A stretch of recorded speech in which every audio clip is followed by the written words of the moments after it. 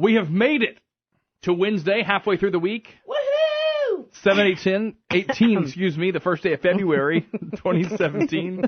And it's time for Wingin It Wednesday, I brought to you love by our Wednesdays. friends over at Service Cadillac. Yes.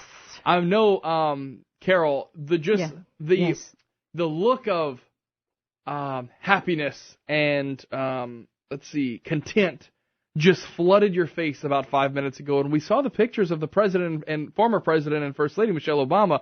They're very relaxed. They're still on Richard Branson's island. They're very relaxed. Isn't that wonderful? Yeah, you look so happy. I am. I'm just happy. I'm happier for us that they're on this private island, and perhaps they will stay there and keep him out of communication with the world, because it only took him 10 days to start bloviating. So we are about 11 days in now. Today's the 12th day, I think, is where we are. On the 12th day of Trump, yes, true love gave to me a Supreme Court nomination. That was good. Okay, so we have the Supreme Court nomination that happened yesterday. It was pretty cool. The descriptions of our first reality TV president really built up the suspense yesterday.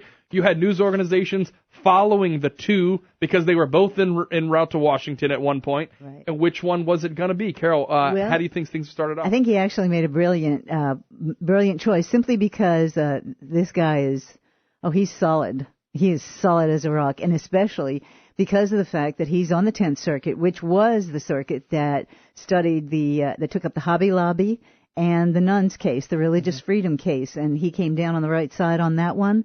And that case actually, I think, has made its way to the Supreme Court, and that may be the one that's decided in April. So let's see if the Democrats try to filibuster this thing, keep him off the court, so that he doesn't have a chance to weigh in on that as well. But it's been a momentous 12 days, really. I mean, the moratorium, of course, has been the thing that's gotten the most attention. But I think that they and they're absolutely right on policy, and every constitutional expert says they are right on policy. They're absolutely right in what he did and in the way it was phrased. And these were the same countries that the Obama administration had targeted, but never really did anything about.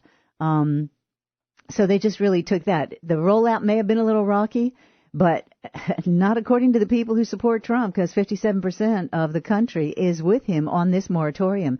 They want more vetting. They want to know who's coming into this country. They want to have a secure southern border, because, as we know, there's infiltration in the southern border as well. But this Supreme Court pick has really overshadowed just about anything else that he's done, because it's really a brilliant choice. And remember, he still could have a couple of more choices, because there are a couple of judges that are just tottering on the brink. You know, I thought it was also interesting, too.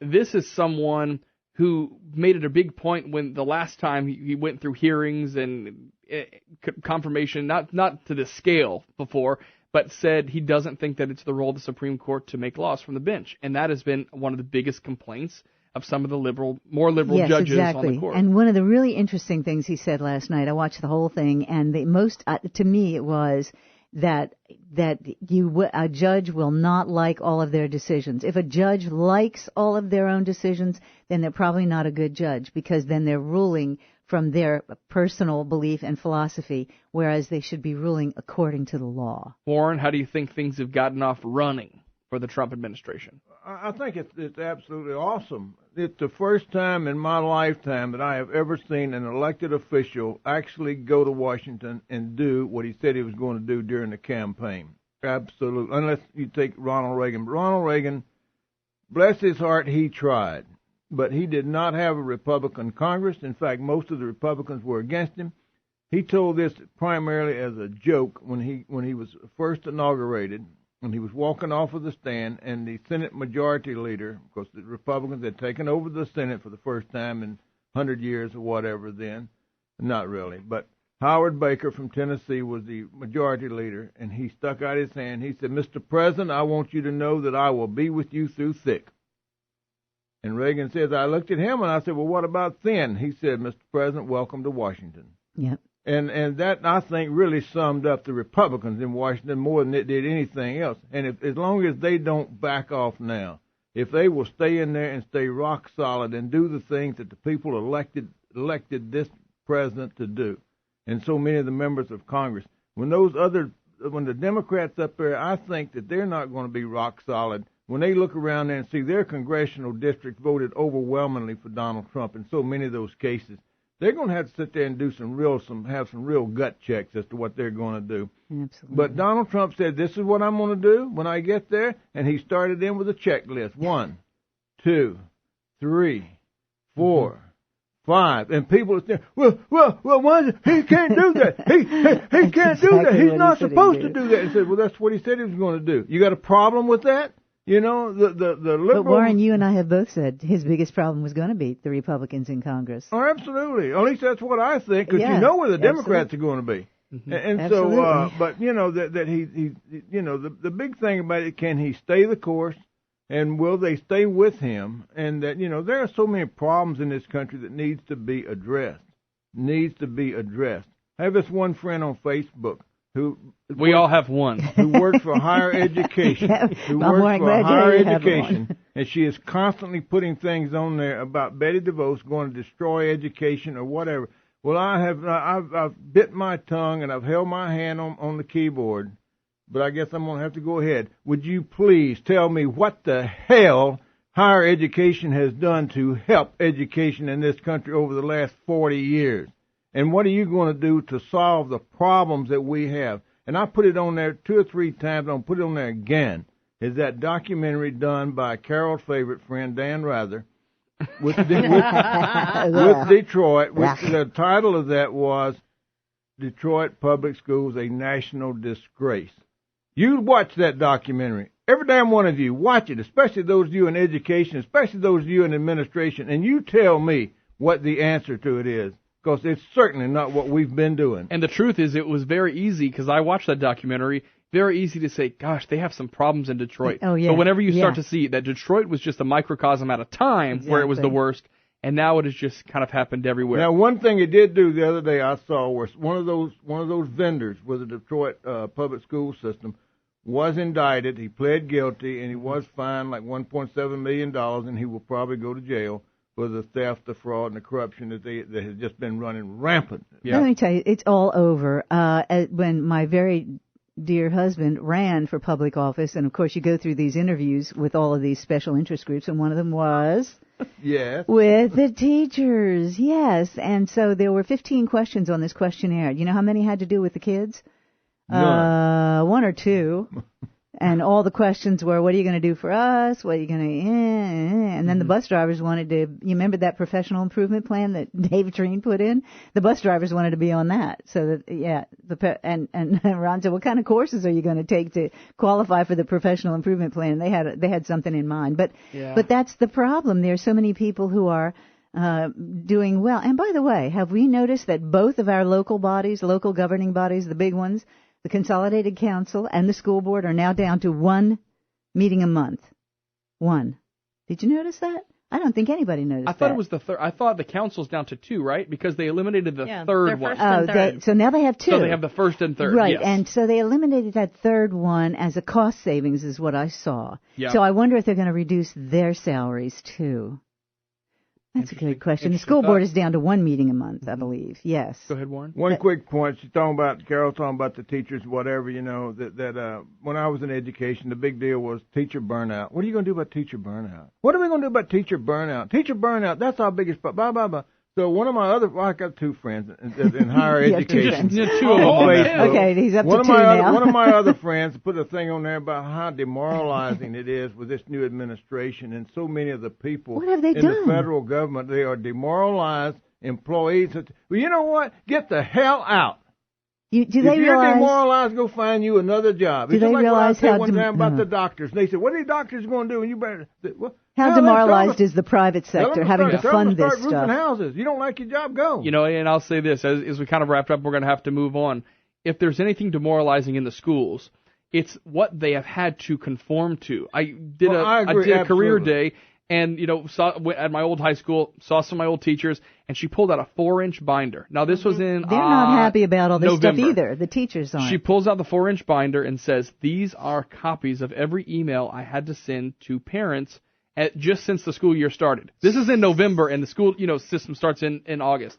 She says, now I'm required to keep track of anyone who shows up after school for help, So whenever there are problems with test scores, Yes. that I have proof, and that's the demoralizing They are part. drowning. Yeah. They're drowning in paperwork. and discipline. And And whose where fault did that is come that? from? That came The federal government. The more the federal government gets involved in education, and Betsy DeVos, that is one of her things. It's states. It's a states issue. By the way, if I were going to have name a movie after this Trump administration, or Yes. Fast and Furious. It is. Furious Washington Drift. Okay, 7:28 now coming up. Hey, let's talk about Clay Higgins. Kind of turned some heads this week in Washington already with his first statement, and then we will move on to Iran. How far should Iran be on that checklist Carol was talking about for Trump? In my opinion, it should just be it should permanently be next. Whatever you're working on. No, I think I'm there.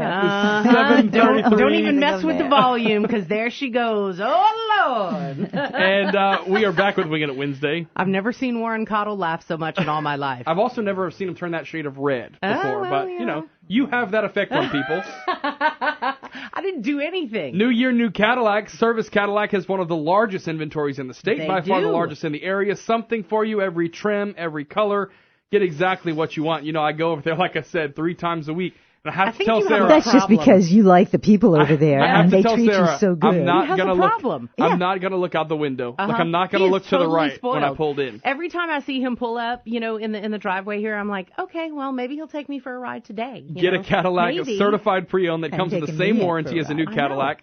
6 years or 70,000 miles. Which Relax is great. and experience the difference You in the popcorn. can, and you can really relax, because then you don't have to worry about your vehicle. So what about Clay Higgins in Washington this What week? about He have him, a very ladies and impassioned Mr. statement. Higgins goes to Washington. The second book in our KPEL series.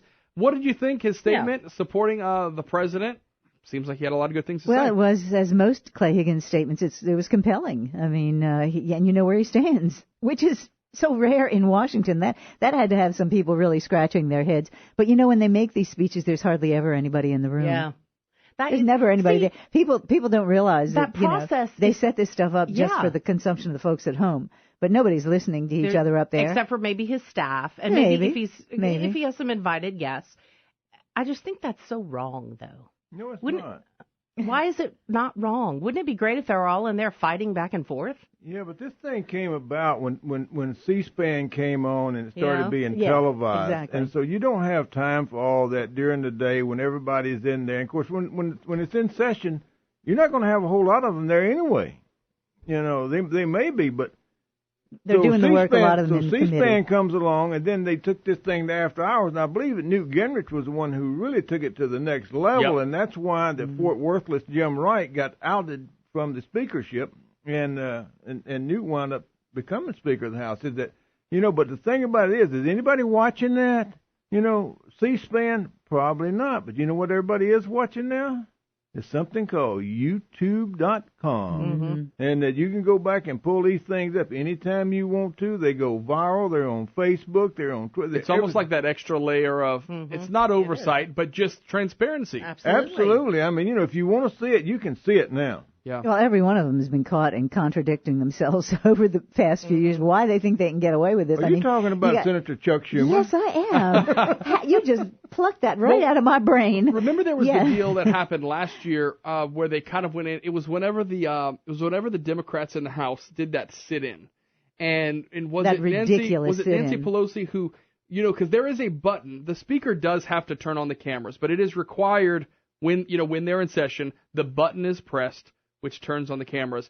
And they didn't want any of that shown. They didn't want that to be out there. No, but somebody did it. Someone did it. Cell phone. It was a cell Yep. phone transmission how it or happened. something.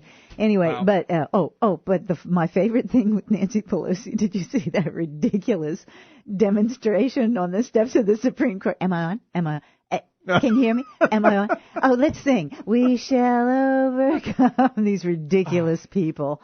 They are just so ridiculous. They're a caricature of a stupid person. And she, of all people, should know. You just need to act like you're always on, in that situation. There are cameras all around you. You should be saying things that are so inspiring. It doesn't matter when someone starts But now watching you will have to say, though, the one good thing about Nancy Pelosi was that she was, I think it was 1956, she was Miss Grease Rack. Wow. Wait a minute. In Baltimore? think it may have been a national deal or something. There's pictures of Grease rack. Her dad was mayor of it Baltimore. was something about like automotive repair deal or something, and so she and this picture of her in a swimsuit standing there beside a grease rack. She was Miss Grease Rack. It's a long way from Miss Grease Rack to the owner of Auberge de Soleil. She did better probably as Miss Grease Rack. She'll stay there. that was her level of competence. Peter Principal at work. Let's move on to Iran. Okay, the issue, Iran, the president. Oh, wait, Bernie, did you find something? I found a picture. You gotta love Google. She, excuse me, she was Miss Lube Rack All right, of 1959. She's quite the Betty Page. She's a hot little mama. She's a hot ticket. She's attractive. Yeah, very attractive. Whatever happened to those things? There was a Miss something for everyone. Why don't they have that anymore? Okay, Bernie, what are you looking at? You know, there was what? You know, come on.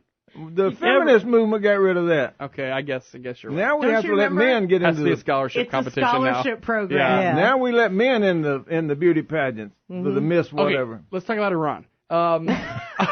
And I want stiffer sentences for parole violators and world peace. No, you have to say it the right way.